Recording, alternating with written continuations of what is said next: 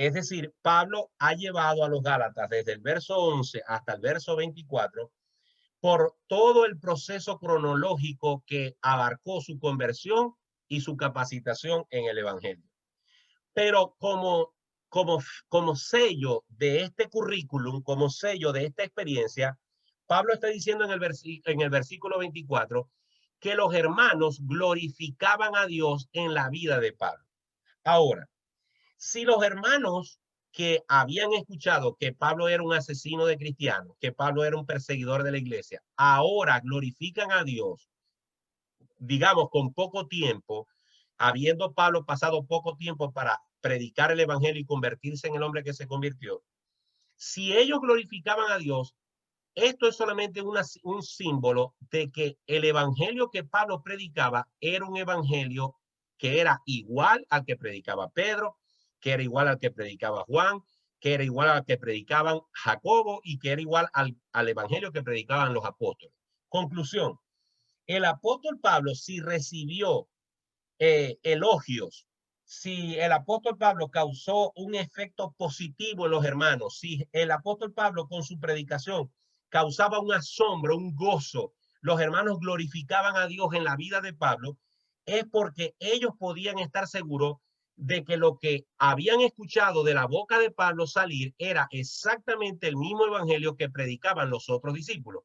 Por lo tanto, si había una coincidencia entre estas dos predicaciones, es porque el evangelio de Pablo era el mismo evangelio de Jesucristo, y eso es lo que está tratando de Pablo de transmitirle a los Gálatas. Lo que yo predico es lo mismo que predicaban los hermanos que estaban en Jerusalén. Por lo tanto, lo que yo predico es el evangelio verdadero. El resumen de este pasaje nos conduce a 4 ideas principales. Primero, Pablo defiende su ministerio y cuál es la fuente del evangelio que él predicaba. Él quería que los gálatas reflexionaran y compararan ese evangelio puro que él predicaba con el evangelio pervertido, con el evangelio podrido que le estaban tratando de vender a ellos. Segundo, Pablo deja claro que él fue llamado por Cristo y que él pudo contemplarlo en forma de una luz brillante y pudo escuchar su voz, pero que además de eso recibió doctrina de parte del mismo Jesucristo. Pablo era un experto en temas de la ley, de tradiciones judías, incluso más preparado y con mayor autoridad que los que pretendían mezclar la gracia con la ley, y en todos los aspectos Pablo los aventajaba, por lo que tenía más autoridad y legitimidad para hablar de parte de Cristo. Es decir, todos esos hombres que le estaban metiendo ideas raras a los Gálatas no tenían la experiencia ni el talante judaico que tenía Pablo. Así que Pablo de eso sabía. Pablo sabía de la ley, Pablo sabía del Torá, Pablo sabía de las tradiciones judías, Pablo sabía de todas esas leyes que se derivaron de las tradiciones judaicas que pervirtieron la ley que Dios les dio. Pablo era un celoso cumplidor de todas esas normas humanas, pero una vez que vino a los pies de Cristo, entendió la libertad de la gracia, pero en los dos terrenos él era un experto. Así que todos esos hombres tenían que quitarse el sombrero delante de Pablo porque de eso sabía él. Y por último, la credibilidad de Pablo era total y absoluta porque hasta la gente que desconfiaba de él al principio terminó dando gloria a Dios por la predicación que él hizo de un evangelio cristocéntrico y de un evangelio que tenía similitud absoluta con el evangelio que habían predicado los primeros apóstoles. Entonces, yo quisiera saber en estos minutos que nos quedan si ustedes pudieron captar y yo pude transmitirles cuál es la idea principal de este pasaje que acabamos de estudiar desde Gálatas 1:11 hasta el versículo 24. Me gustaría saber si hay preguntas, comentarios que hacer. Reiniela. Pastor, sí, bueno, pastor, por lo menos de este capítulo lo que me queda claro, y Pablo creo que lo quiere dejar bien claro, es que él no ha sido enviado por hombres, pues, y que su doctrina o la palabra, que el mensaje que él trae viene de parte de Dios, no es inventado por hombres, no es de humanos. Yo creo que eso es una de las cosas que básicamente quiere enseñarnos, además de no dejarnos, como hablábamos en la clase pasada, no dejarnos persuadir por otras corrientes, por otras, digamos, por otro mensaje que no sea el de Cristo. Y a eso nos exhorta en ese capítulo. Hay una pregunta que yo tengo, pastor, que no sé si está, usted me dirá si está bien asociada al tema o me estoy saliendo un poco del tema, pero algo que me llamó la atención es que dice que él fue llamado por Dios desde el vientre de su madre. Entonces es lo que me viene una pregunta a mi cabeza, y es que si realmente no todos somos llamados, o si realmente, cuando me refiero a todos, me refiero al mundo, a todos los seres humanos que en él habitamos, realmente todos no somos llamados por el Señor, no todos estamos destinados a pasar o a cumplir un propósito y pasar la eternidad con él, o simplemente es a quien el Señor aleatoriamente pues decida hacerlo. Eso me causó curiosidad allí. Bueno, este pasaje, ¿verdad? Es utilizado, o esta explicación que el apóstol Pablo hace de cómo fue su conversión, y precisamente cuando dice que él no fue llamado, fue apartado, que es otra cosa. Okay. Pero por supuesto que este pasaje se corresponde mucho con lo que dice Pablo en Romanos: a los que llamó, a estos también predestinó, a los que predestinó, a estos también. Ahorita no tengo aquí el pasaje. Bueno, lo glorificó. En todo ese proceso de llamamiento, el apóstol Pablo está diciendo aquí que él fue apartado por Dios desde antes de la fundación del mundo, desde el vientre de su madre. Evidentemente, como ya lo discutimos hace varias semanas cuando hablamos de arminianismo y calvinismo, la posición de aquellos que creen en la elección, este pasaje es un fuerte argumento para ellos. Es decir, Dios elige soberanamente a los que han de ser salvos. Dios decide soberanamente quiénes van a ser elegidos y quiénes van a ser llamados y quiénes finalmente van a ser salvos. Y este es un argumento que la gente que defiende esa tesis del calvinismo lo utilizan. Mira, Pablo aquí está diciendo que él fue apartado desde el vientre de su madre y que lo llamó por su gracia, es decir, porque a Dios le plació hacerlo en forma gratuita sin ver ningún mérito alguno. Entonces, en respuesta a tu pregunta, sí, este pasaje pudiera ser utilizado para reforzar la idea de que Dios soberanamente elige a las personas que han de ser salvas. El problema de la elección es cuando tratamos de procesarlo con nuestra cabeza. Porque en nuestra cabeza nosotros decimos, ¿por qué Dios va a elegir a unos sí y a otros no? Si la Biblia dice que Dios no hace excepción de personas. ¿Por qué Dios va a escoger a unos sí y a otros no? Si la Biblia dice, porque de tal manera amó Dios al mundo que ha dado a su Hijo unigénito. Pero luego dice, para que todo aquel que en él crea. Entonces, la contraposición a la elección es, no, Dios sabía desde el principio quiénes se iban a salvar y quiénes no, porque Dios sabía desde el principio quiénes lo iban a aceptar y quiénes no, quiénes lo iban a rechazar y quiénes no. Pero al final, realmente lo importante es entender que Dios llama a todos los hombres, que todos tienen la misma oportunidad, que todos son responsables de responder al llamado de Jesucristo. Y en este caso, con el apóstol Pablo, se hace evidente que Pablo tenía la certeza de que él había sido elegido antes de la fundación del mundo. Y es que yo creo que Dios sabía que Martín Portillo iba a ser salvo. ¿Dónde está la diferencia? En decir, no, Dios dijo, tú vas a ser salvo porque yo quiero que seas salvo, o en creer, no, Dios sabe que yo voy a recibir el evangelio y por lo tanto él me predestinó en base a ese conocimiento. Pero el problema, mi querida Reñel y hermanos que me escuchan, es que en más de 500 años que se tiene discutiendo este tema, nadie ha terminado de ponerse de acuerdo. Por lo tanto, cada cristiano es libre de decidir si cree en la elección o si cree en el libre albedrío. Si las personas creen que las personas se salvan porque Dios ya lo escogió antes de la fundación del mundo, o porque recibió el evangelio porque decidió creer en Dios. Al final, lo importante es que nadie se va a salvar si primero no acepta a Jesucristo como su Señor y Salvador. Y eso es lo importante, eso es lo más importante que tengamos claro. Y por eso es que debemos ir al púlpito y debemos predicar sin la idea de decir, no, yo no le voy a predicar a este porque yo creo que este no es elegido. ¿Me entiendes? O por ejemplo, lo peor que tiene, o una de las peores consecuencias que tiene la doctrina de la elección es que la gente dice, los que se acogen a esta idea, es para que voy a predicar, si el que se va a salvar, Dios lo va a salvar a como dé lugar. Y eso ha traído como consecuencia una apatía para evangelizar. Nosotros debemos estar dispuestos a creer que Dios quiere que todos procedan al arrepentimiento, como lo dice la misma carta de Pedro, y a todos debemos predicarles por igual.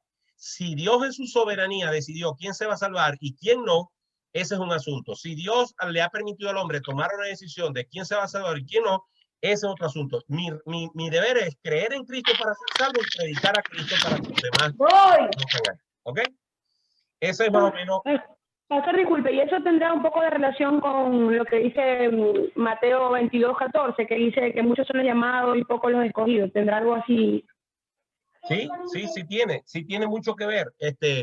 Tendríamos que volver hacia atrás y dar toda una clase sobre elección y libre albedrío, o de pronto puedes volver a ver la clase de elección y libre albedrío. No sé si tú estuviste presente, pero de pronto puedes buscar ese video.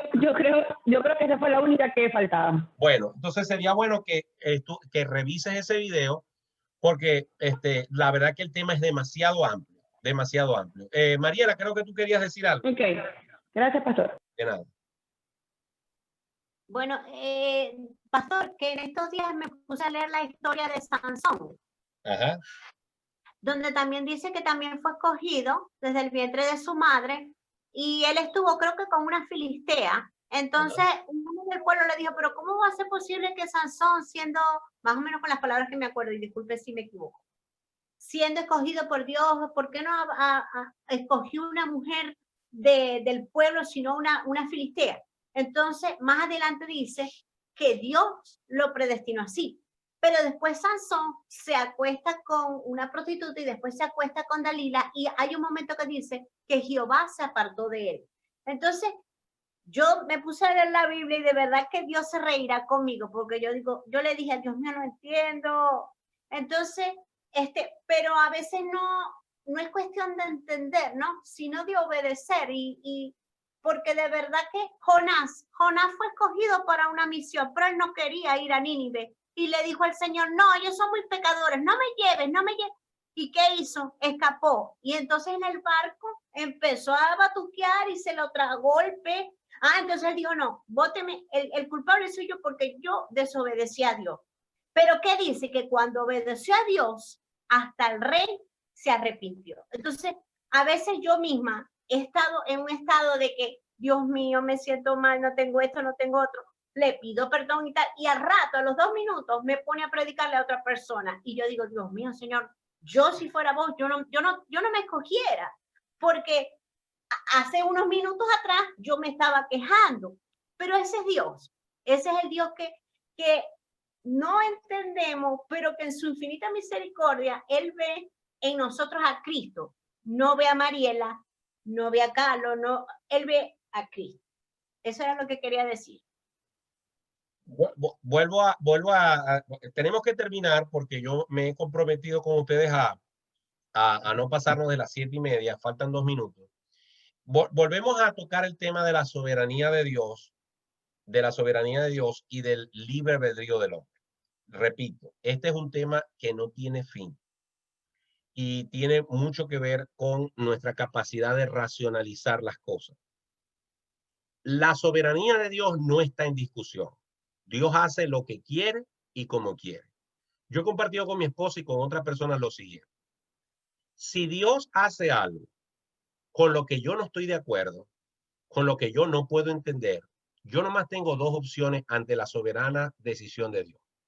O me pongo bravo con él, blasfemo, digo cosas en contra de Dios, digo, ¿por qué Dios, tú eres un Dios así? ¿Por qué haces tal cosa? ¿Por qué no hiciste tal cosa? Empiezo a cuestionar a Dios. O la otra opción es alabar a Dios a pesar de lo que yo no pueda entender. La mejor representación de eso siempre ha sido el libro de Job. Y no solamente el libro de Job por lo que hizo Job, sino por lo que hizo su esposa. Cuando a Job le llegaron todas las desgracias en un solo día, la Biblia contrasta la actitud de la mujer de Job y la actitud de Job. La mujer de Job, ¿verdad?, criticaba a Job y le decía, maldice a Dios y muere.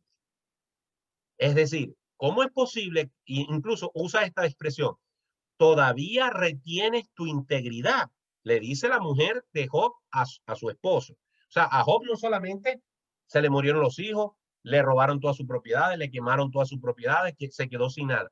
No, hasta su propia mujer le quitó su apoyo y lo invita a que blasfeme de Dios.